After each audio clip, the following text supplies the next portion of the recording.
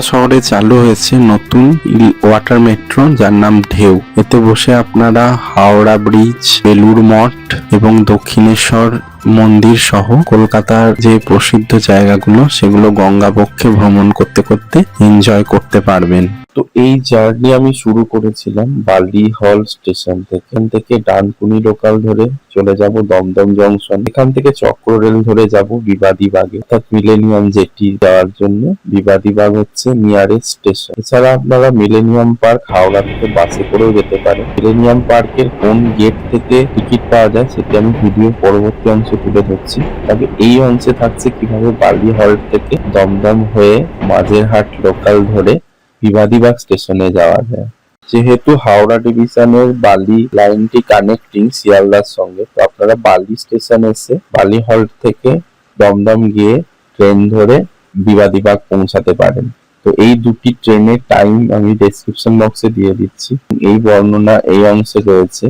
তো দমদম থেকে বিবাদীবাগের মধ্যে পড়ে টালা, কলকাতা স্টেশন, তারপর শোভাবাজার, আহিরিটোলা, বাগবাজার এবং বড় বাজার হয়ে বিবাদীবাগ স্টেশন পৌঁছায়। এই চক্র রেলের ভ্রমণ অতি সুন্দর। দমদম থেকে ট্রেনটি ছাড়ার পর আস্তে আস্তে যখন কলকাতা স্টেশন হয়ে বাগবাজার ঘাটের উপর দিয়ে যায়, সেই দৃশ্য অসাধারণ লাগে। এই জার্নি ব্লগ আমি আলাদা করে একটি ভিডিও বানাবো, যেখানে দমদম থেকে এই চক্র রেলের মাধ্যমে আমরা খিদিরপুর পৌঁছাবো হয়ে মাঝেরহাট পৌঁছাবো, সেটি আলাদা করে দেখাচ্ছি। তো ভিডিওর এই অংশে জাস্ট আমি বিবাদীবাগ কিভাবে পৌঁছেছিলাম সেটি তুলে ধরেছি।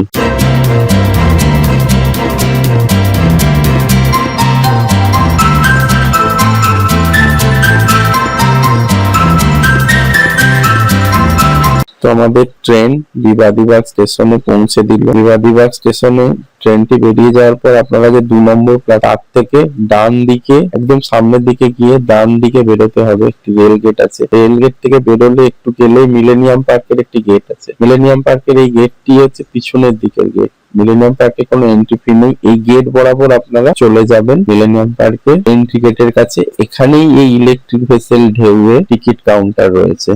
তো 4:30 সময় একটি ছাড়ে প্রতিদিন। তো 4:30 আগেই আপনাদের পৌঁছাতে হবে, একটু তাড়াতাড়ি পৌঁছালে ভালো হয়। 4টে আমি পৌঁছেছিলাম, তাও টিকিট প্রায় শেষের পথে হয়ে গেছিল। তো সেই টিকিট কাউন্টারে আপনাদের নিয়ে যাব এবং পরবর্তী ইনফরমেশন গুলো দেবো।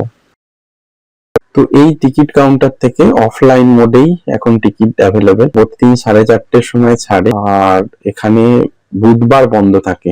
তো ধীরে ধীরে লাইন দিয়ে এগিয়ে চললাম মেট্রোর দিকে। 4:15 দিকে আমাদেরকে লঞ্চের কাছে নিয়ে যাওয়া হলো। তো এই দেখুন হচ্ছে ঢেউয়ের প্রথম ভিউ। এটি জেটি ঘাটে দাঁড়িয়ে আছে, মিলেনিয়াম জেটিতে। দেখুন কত সুন্দর দেখতে এই ওয়াটার মেট্রোটা।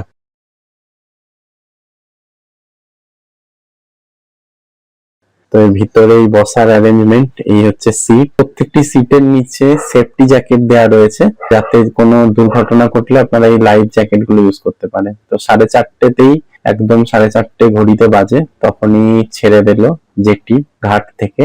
এই ওয়াটার মেট্রোটি চালু হবে।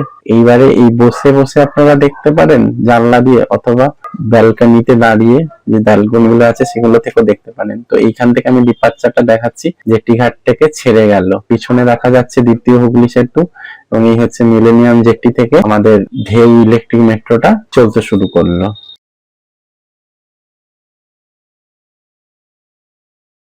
বোট ছাড়ার সঙ্গে সঙ্গে ওখান থেকে টিফিন দিয়ে দেওয়া হচ্ছে। ওই একটা করে প্যাকেট আর একটা জলের বোতল দেওয়া হয়েছে। আপনাদের দেখাবো যে কি আছে প্যাকেটের মধ্যে। একটি ভুজিয়ার প্যাকেট এবং একটি ভেজিটেবল চপ আর এই একটা জলের বোতল দেওয়া হয়েছে। তো স্ন্যাক্স খাওয়ার পর আপনারা অবশ্যই প্যাকেটটি এধার ওধার ফেলবেন না, ডাস্টবিনে ফেলবেন। এইবার আমাদের যেটি আমাদের ওয়াটার মেট্রো পৌঁছে গেছে, ইলেকট্রিক মেট্রো পৌঁছে গেছে হাওড়া ব্রিজের কাছে। দেখুন দূর থেকে হাওড়া ব্রিজ কত সুন্দর লাগছে। হাওড়া ব্রিজের নিচ দিয়ে মেট্রোটি যাচ্ছিল, সেই অংশ আমি ক্যাপচার করেছি, এবং হাওড়া ব্রিজ ক্রস করার পরেও দূর থেকে যে ভিউ সবকিছু আমি ক্যাপচার করার চেষ্টা করেছি। এবং দূরে যারা মানে হাওড়া ব্রিজকে দেখতে এত সুন্দর লাগছিল, যারা ফটোগ্রাফি লাভার তারা এখান থেকে খুব সুন্দরভাবে ফটো তুলতে পারেন। এরপর আরো নাম না জানা অনেক ঘাট অতিক্রম করতে লাগলো। এটি হচ্ছে হাওড়ার বাঁধাঘাটের দৃশ্য। দেখুন এখানে দূরে শিবজির একটি মূর্তি আছে, সেটি আমি জুম করে দেখানোর চেষ্টা করেছি কিন্তু খুব একটা পরিষ্কার ক্যাপচার্ড হয়নি। এই হচ্ছে মেট্রোর ভিতরে সেফটি ইকুইপমেন্ট প্ল্যান করা আছে এবং এখানে দেখুন ইঞ্জিনের অংশ, এগুলো তো আমি খুব একটা বুঝবো না, আপনারাও খুব একটা বুঝবেন না, আমি এই অংশটুকু ক্যাপচার করি।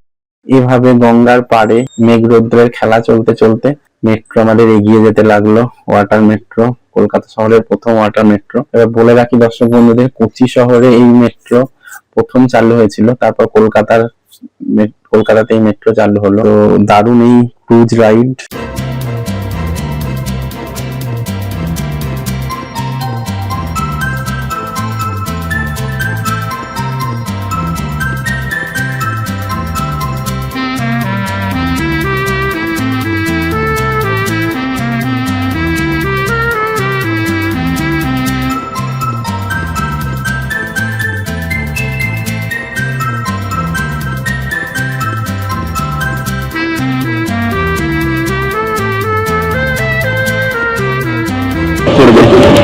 কেমন লাগছে তোমার? বলো কেমন লাগছে? ভালো লাগছে। কিসে চড়েছো এটা? বোট। কি বোটটার নাম জানো তুমি? না। ঢেউ। তোমার নাম কি? সৌমক সেন। দেখতে দেখতে আমরা পৌঁছে গেছি বেলুড় মঠে। বেলুড় মঠ পেরোলো। বেলুড় মঠ দূর থেকে দেখতে খুব সুন্দর লাগছিল। এরপরে দেখুন দেখা যাচ্ছে বালি ব্রিজ, দূর থেকে দেখা যাচ্ছে সেই বালি ব্রিজ আস্তে আস্তে দৃশ্যমান হবে। তো এই মেট্রোর একটাই অসুবিধা, এখানে কোনো স্টপেজ নেই, অর্থাৎ মিলেনিয়াম জেটি থেকে ছেড়ে এটি আপনাদের হাওড়া ব্রিজ, বেলুড় মঠ, দক্ষিণেশ্বর, বালি ব্রিজ হয়ে আবার ঘুরিয়ে এনে আপনাদের এই সেই মেট্রো যেখান থেকে উঠেছিলেন অর্থাৎ মিলেনিয়াম জেটিতেই ছেড়ে দেবে। তো মাঝে কোনো স্টপেজ নেই, কিন্তু আপনারা গঙ্গাবক্ষের সৌন্দর্য উপভোগ করতে পারবেন এবং দূরে এই ব্রিজ গুলো দারুণ ভাবে মানে প্রতীত হচ্ছিল, খুব সুন্দর লাগছিল, বেশ ভালো লাগবে। আপনাদের অভিজ্ঞতা আমার সঙ্গে শেয়ার করতে ভুলবেন না।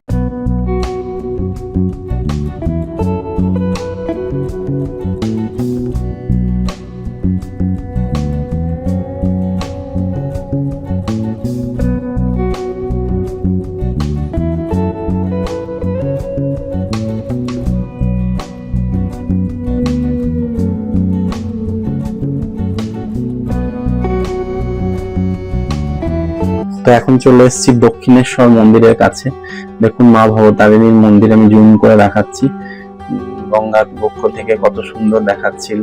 তো বিকালের মানে জাস্ট মেঘলা আকাশ, একটু হালকা সূর্য উঠেছিল, সেখান থেকে দেখতে খুব সুন্দর লাগছিল।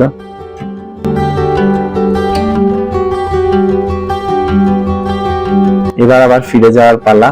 তো দক্ষিণেশ্বর মন্দির থেকে আবার উল্টো দিকে টার্ন নিল, দূরে বালি ব্রিজ দেখা যাচ্ছে, দক্ষিণেশ্বর মন্দির দেখা যাচ্ছে, সেই দৃশ্য আমি ক্যাপচার করেছি। এবং বালি ব্রিজের মাঝ দিয়ে যখন ভেসেলটা আবার উল্টো দিক থেকে আসছিল তখন সেটা খুব সুন্দর লাগছিল, সেই দৃশ্য আমি এখানে ক্যাপচার করেছি।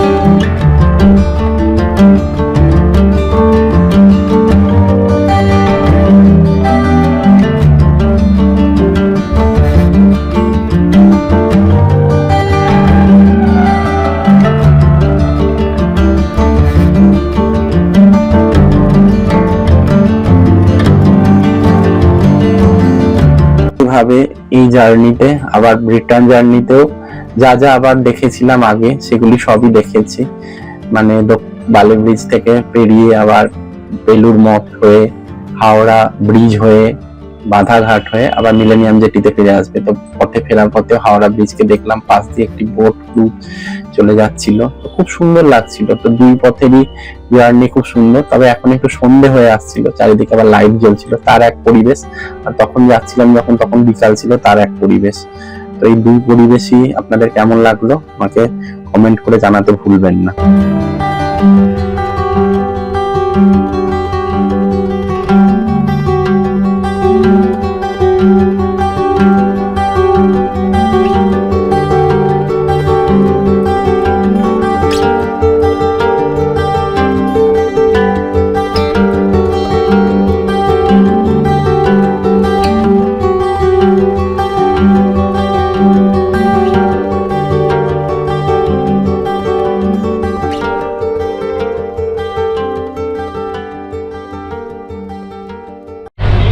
তো বন্ধুরা ফাইনালি আমরা আবার মিলেনিয়াম পার্ক জেটিতে পৌঁছে গেছি।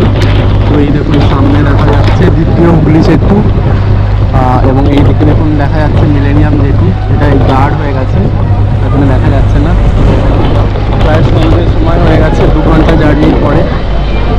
চারিদিকের দৃশ্য খুব সুন্দর, দূরে ছোট ছোট যে রেগুলার ফেরি সার্ভিস এবং স্পেশাল ফেরি সার্ভিসগুলো চলে সেগুলো দেখা যাচ্ছে।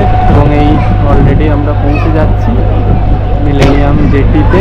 এখান থেকে আমাদের জার্নি শুরু হয়েছিল, দীর্ঘ 2 ঘন্টার জার্নি। খুব সুন্দর। আপনারা বন্ধু বান্ধবদের সঙ্গে সানডে বিকালে আসতে পারেন, স্যাটারডে বিকালে আসতে পারেন বা উইকডেতে আসতে পারেন। আর অন্যান্য কেউ এলে তাকেও দেখানোর জন্য তো এই ট্যুর গাইডটা করলে আপনারা একসঙ্গে হাওড়া, বেলুড় মঠ, দক্ষিণেশ্বর এবং দ্বিতীয় হুগলি সেতু এবং হাওড়া ব্রিজ, এগুলো সমস্ত জেটি ঘাট থেকে নৌকায় করে আপনারা দেখতে পারবেন। তো ফাইনালি আমরা আবার পৌঁছে গেছি যে জেটি ঘাট থেকে শুরু করেছিলাম সেখানে। এইভাবে বন্ধুরা ভিডিওর একদম শেষে চলে এসেছি। তো এই মিলেনিয়াম জেটিতে আমরা পৌঁছে গেছিলাম আবার। তো এই জার্নির মাধ্যমে আমি তুলে ধরেছি কলকাতার প্রথম ওয়াটার মেট্রো জার্নির অভিজ্ঞতা। আপনারা অবশ্যই যাবেন, বুধবারটা বাদ দিয়ে যে কোনো দিন, বিশেষ করে উইকেন্ডে আপনারা ঘুরে আসতে পারেন। এবং আমাকে আপনাদের অভিজ্ঞতা কেমন লাগলো শেয়ার করতে ভুলবেন না।